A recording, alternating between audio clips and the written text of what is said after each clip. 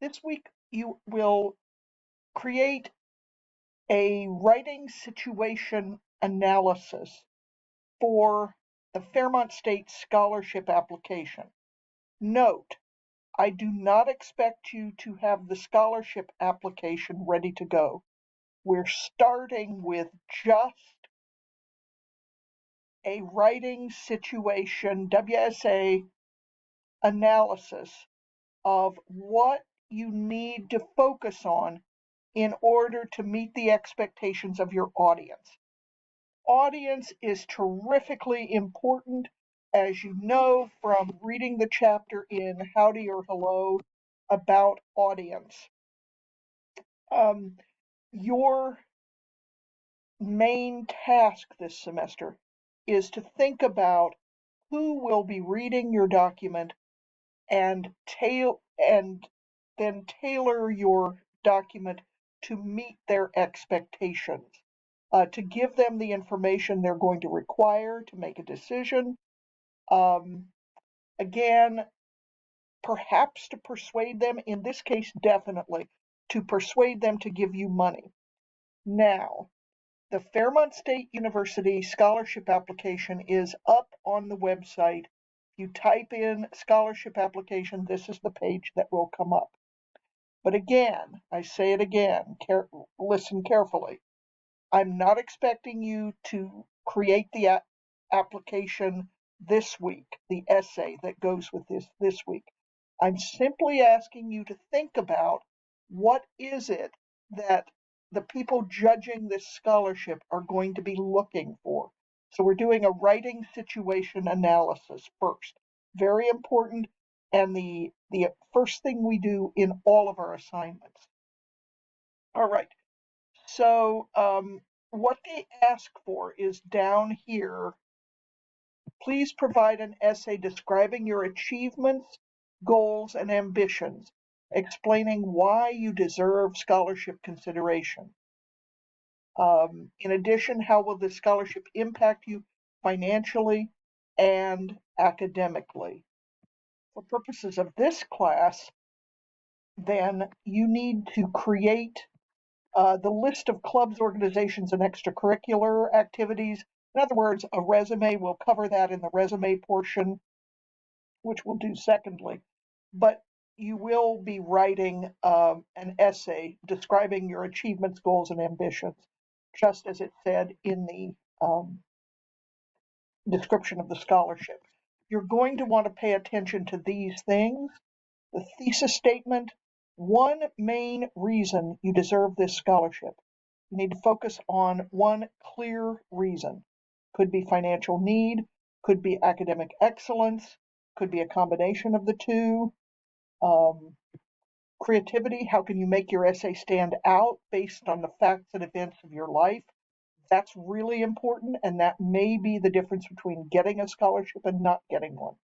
Then showing that your goals will benefit the larger community. In other words, give me a scholarship because I'm going to do great things and make the world a better place. Or experiences that you've already had. You know, I've served in the military for 4 years. You know, I am looking out for the welfare of my country, and my degree in national security and intelligence will help me keep America safe in another way. Now let's pivot and think about the writing situation. Okay, so all of that is the actual assignment that I'm going to have you do next week.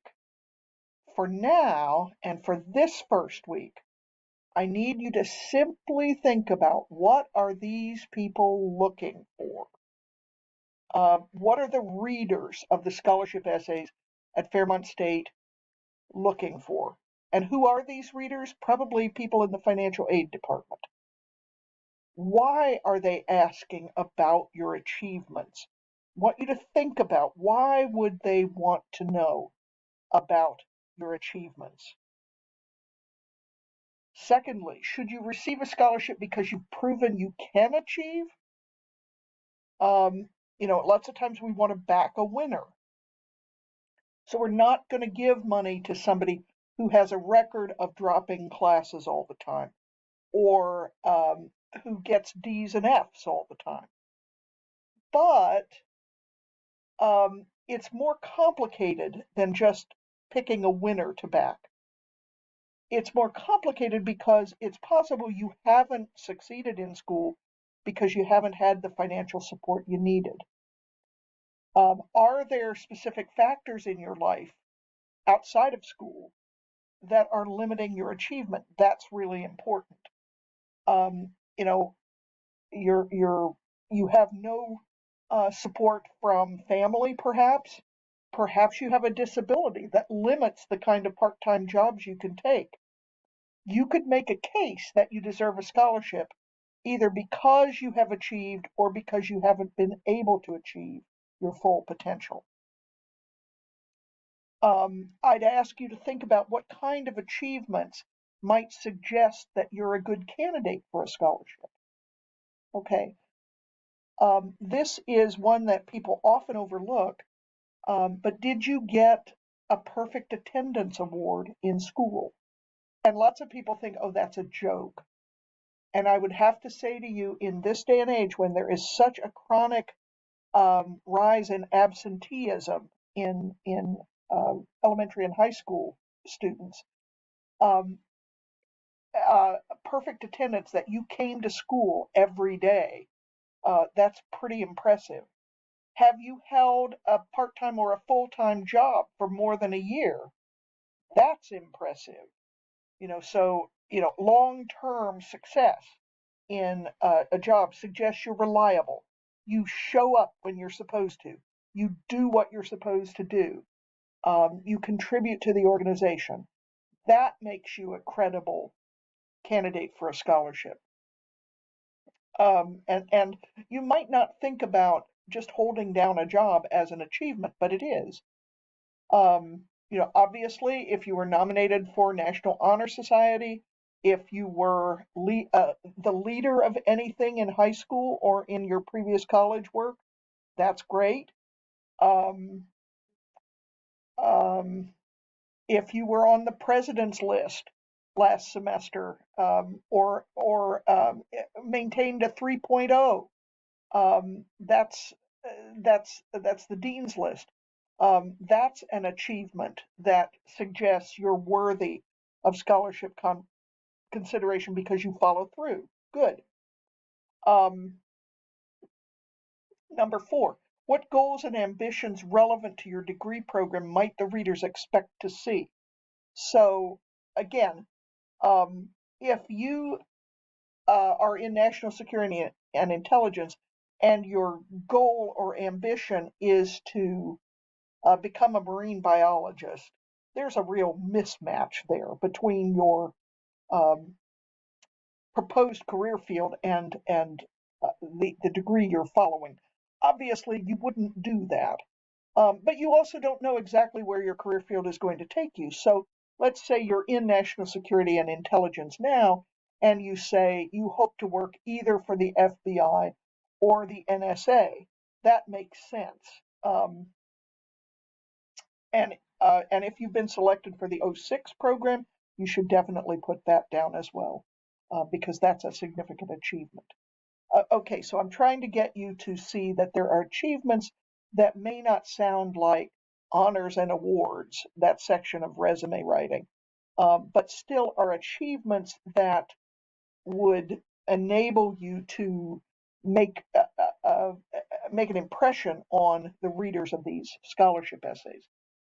And then last of all, and perhaps the most important, because at a school with many first generation college students, our primary focus in giving scholarships is not on merit, but is much more on financial need. So what financial burdens do you have? It's probably not the place to say that you have a car loan that costs you $6,000 a month. That's probably not a real good strategy, because people are going to say, what are you doing with such an expensive car? You could buy a car for $2,000 and and it would probably run. Um, no, instead talk about the fact that maybe, if you have a family and you are going to school and supporting your children, that's certainly significant. If you are, um, um, all I would say is be honest. If financial need is not a real priority for you, that's fine. Don't make stuff up. It's important that everything in your scholarship essay be true. I'm only trying to suggest that you think of things that you might not have thought of before. But I will say this, it may be that you're working 3 jobs and getting a scholarship could allow you to just work 1 job. And that would give you more time for study.